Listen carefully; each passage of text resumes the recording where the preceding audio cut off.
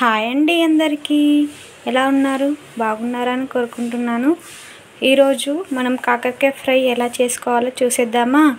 ముందుగా 6-7 కాకరకాయలను తీసుకొని చేదు లేకుండా ఉండడానికి పీల్ చేసి ఉప్పులో వేయాలి. తర్వాత ఏంటో చూసేద్దాం. ఇప్పుడు ఫ్రైలోకి ఏమేమి కావాలో చూసేద్దాం.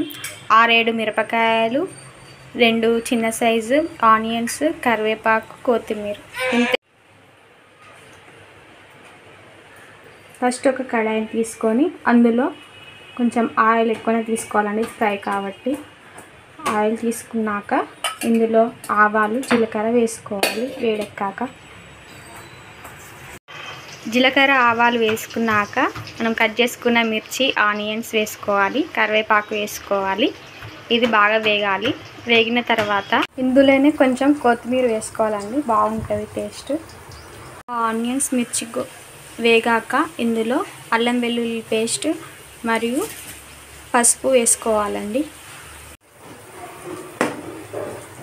కొంచెం అంత పసుపు వేసుకొని ఇలా వేసి కలబెట్టుకోవాలి. ఇప్పుడు ఇందులో కాకరకాయలను వేసుకోవాలండి. వేసుకొని ఇలా మంచిగా మిక్స్ చేసుకోవాలి. ఇలా మధ్య మధ్యలో కలుపుకుంటూ ఉండాలండి. ఇలా చేయడం వల్ల మంచిగా వేగుతాయి కాకరకాయలు అనేది. ఇలా వేగాక ఒక 2 టీ స్పూన్ల ఉప్పు వేసుకోవాలండి. సాల్ట్ వేసిన 5 మినిట్స్ తర్వాత నేను ఇందులో కొత్తిమీర వేసుకొని కలబెట్టుకున్నానండి. ఇందులో ఒక 2 మినిట్స్ తర్వాత ఇప్పుడు ఇందులోకి 2 స్పూన్ల కారం వేసుకోవాలండి. ఇలా కారం కూడా మంచిగా ఉడికిపోయింది. ఇందులో ఇప్పుడు మనం ఇందులో ధనియాల పౌడర్ వేసుకున్నాము.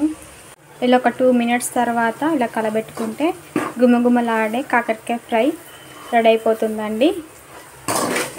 That's all today.